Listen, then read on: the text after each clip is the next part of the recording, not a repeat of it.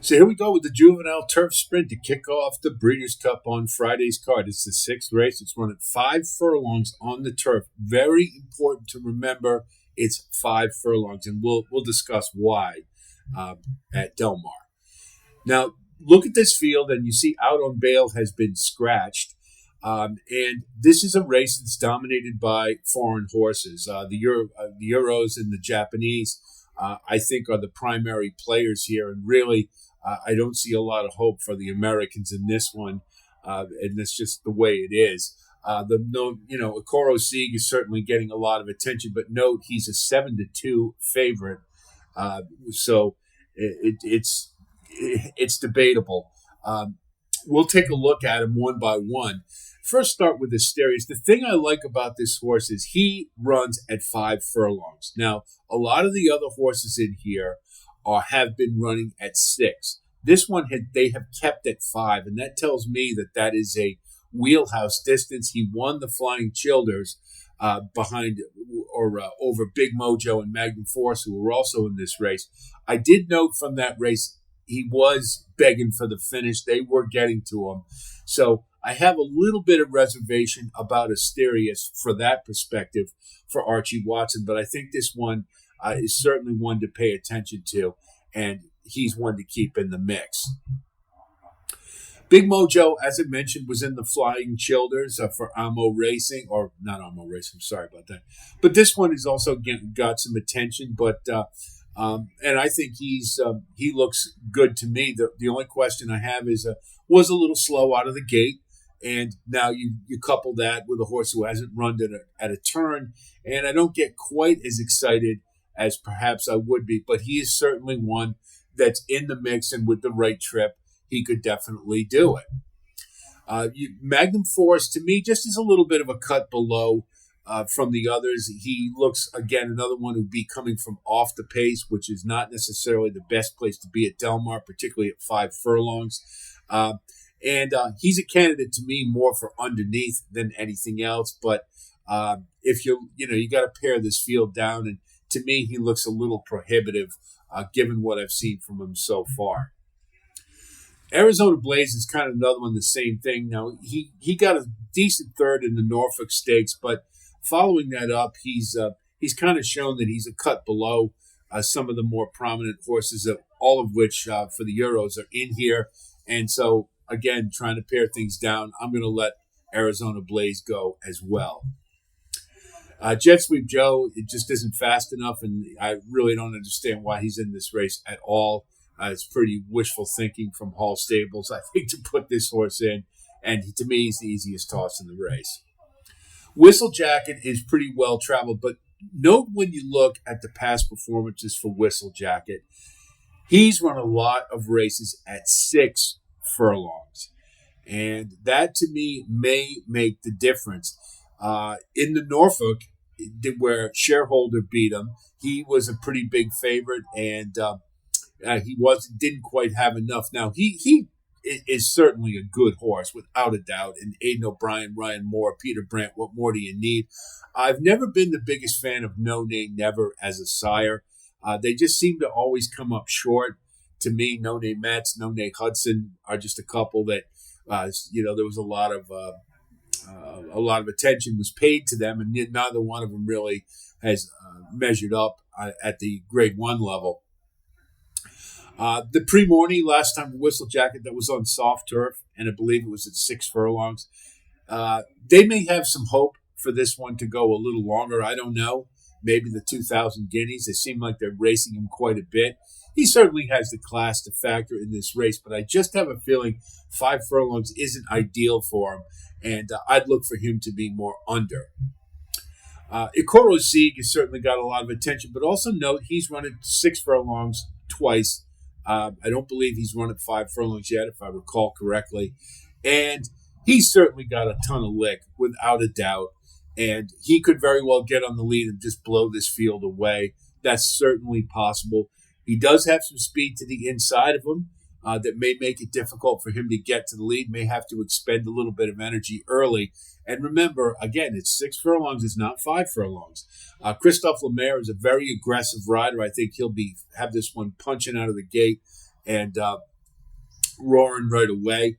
He's certainly one that can win this race, but at 7-2 in a race that I think is pretty wide open, I'm going to try to beat him. I think you keep him in the mix without a doubt. But sometimes, the Japanese, when they bring these horses over, they seem a little keen, a little too keen early, and a lot of times they're not there late. And I wonder about that in this race, particularly stepping up in class. But Okoro Sieg, certainly from what we've heard and what the pundits have said about him, he's pretty damn quick, and he could very well give the Japanese a win in this one. So he's one you certainly want to use.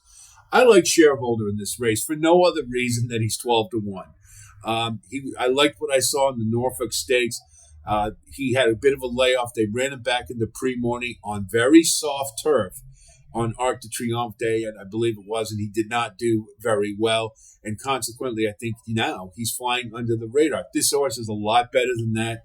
He's by not this time, so probably has a little more stamina than some of the others to sustain himself in a duel. The 9-hole is a little problematic, but I don't know that he necessarily needs the lead. He could probably just stay off some of the front runners.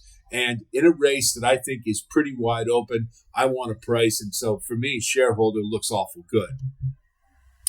Governor Sam is probably the best hope for the Americans, but in the 10-hole, it's going to be awful tough. And just really from a class perspective, the ratings, the Brisnet class ratings really aren't comparable to the better Euros. And that to me tells me that Governor Sam is probably on the outside looking in. George Weaver's certainly a great trainer with turf sprints, but in the 10-hole, another reason to get rid of a horse, and I think that that's probably going to spell doom for Governor Sam. Gate to Wire is tough out of the gate. That's really the big issue with him. He does like to run on the front end, so consequently, with a slow break, they're going to have to rush him up. And in the 11-hole, I think that's going to spell doom with a lot of speed to his inside, and so I'm going to let Gate to Wire go. Ides of March is another one that's been running primarily at 6 furlongs as opposed to 5.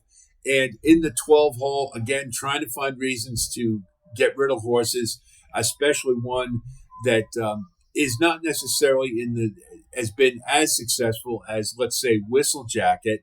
At 8-1, that seems a little light to me. And given the fact that he's on the outside, I think is going to make it rather difficult. And again, trying to find value, trying to find reasons not to use certain horses. The 12-hole was enough for me. And particularly since he's been running at 6 furlongs as opposed to 5. Pally Kitten is one that, he's a closer. He comes from off the pace. And for me, that is enough to think about using him for underneath for sure.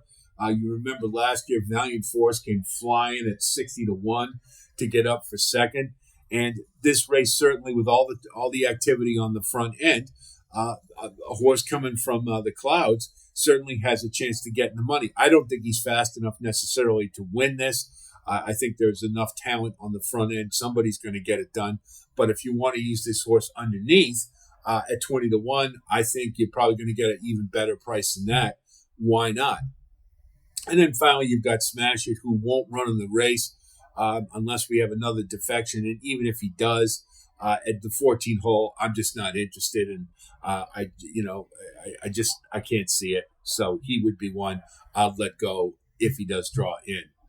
So looking at the field, what I've settled on is the horses I think are going to be the most comfortable at 5 furlongs, where it's a wheelhouse type of distance for them. And again, for the value in a race that I think is awful tough, I'm going to go with the best price, and that's Shareholder to me. Okoro Sieg is certainly a very strong candidate. If he runs the way he has been purported to, and he can handle the hike in class, he's going to be awful tough to run down. Asterius is a 5 furlong specialist, and Big Mojo looks like, if he can break a little better, is also one with some good lick, and Whistle Jacket for the back class. But again, I think maybe 6 furlongs is a little better distance for him based upon what we've seen out of him. But I think he's classy enough to stay in this race. And then Pally Kitten for underneath and underneath only. Being a late runner at Del Mar, I think he's kind of up against it. Looking at a wagering strategy, as I mentioned, this is being the first race. It's kind of good to get this one out of the way because I don't have a great degree of confidence in it. I think it's a very tough race to differentiate. So I'm just going to go with the price shareholder at 12-1. So I'll put a win bet on him, and then we'll box shareholder and whistle jacket. And then we'll do a key box with 9, with 2, 3, 7, 8. You want to throw Pally Kitten in there? Fine, go for it. But this is a really tough race. I think Big Evs was a lot more. He was a very credible favorite last year, given the field. This year, I think they're pretty evenly matched. So this is going to be a tough one. And if I have a field that's evenly matched, I want a price. So there's my there's my reasoning.